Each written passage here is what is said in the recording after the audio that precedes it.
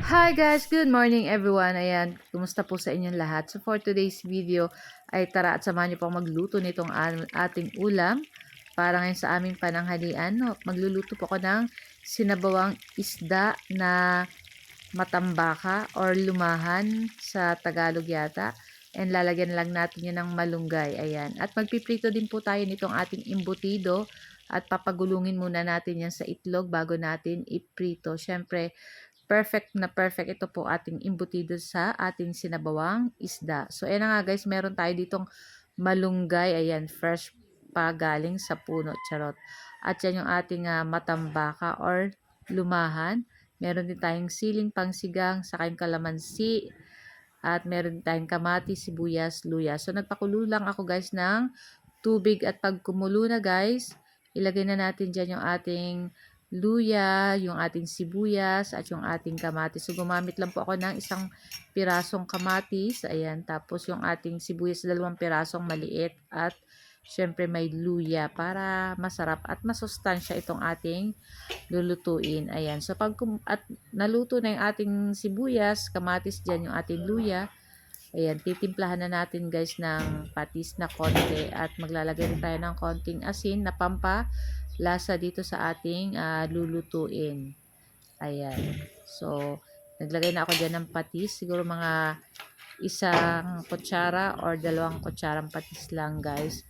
And then, maglagay din tayo ng asin. So, bahala na po kayo kung ano pa ang gusto niyo pang ilagay na pampalasa dyan sa ating sinabawang isda. At pagkatapos, ilagay na rin natin dito guys yung ating isda. Ayan. Napakasarap nito guys. At syempre, medyo maulan-ulan po lagi dito sa Bicol, dito sa Naga. Kaya, ayan, masarap pong humigop ng sabaw at syempre masustansya po itong ating sinabawan. Ayan. At pagkatapos guys, ayan, hintayin lang natin maluto itong ating isda. Pagkatapos, isusunod na rin natin dyan, ilagay yung ating malunggay. Ayan, pagkulo ng ating isda, ilagay na rin natin yung ating malunggay guys. Kasi madali lang naman pong maluto yung isda. Ayan. So, nilagay na rin natin yung ating siling pangsigang na 2 piraso. At ayan na nga. At luto na rin to guys. Ayan.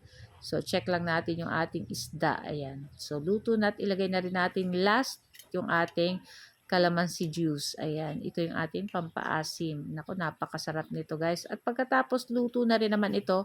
So, magpainit na tayo ng ating kawali at maglagay na tayo ng mantika at mag-start na tayo mag-isa nitong ating embutido. Ayan. So, inano ko lang yan guys sa itlog para syempre mas masarap pag kinain natin. O, diba? Kayo po ba guys, ano po ang inyong lunch? Ayan.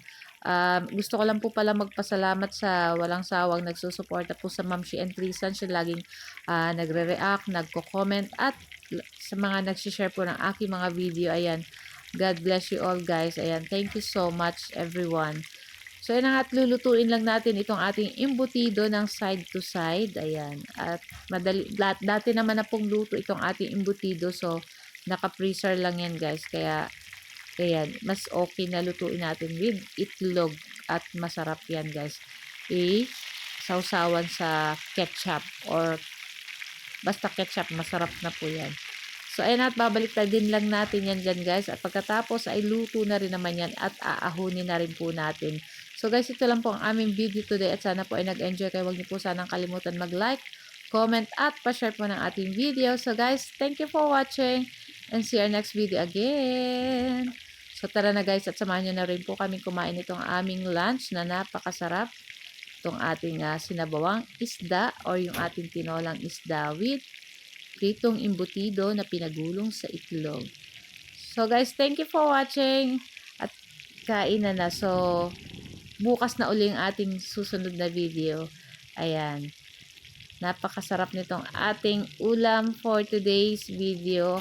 So, kumuha na rin po kayo ng plato guys at samahan nyo na rin po kami kumain itong ating napakasarap na ulam. Ayan. Kain na. Ayan. Happy Saturday everyone. Thank you for watching again. See you our next video. Ciao. Babu.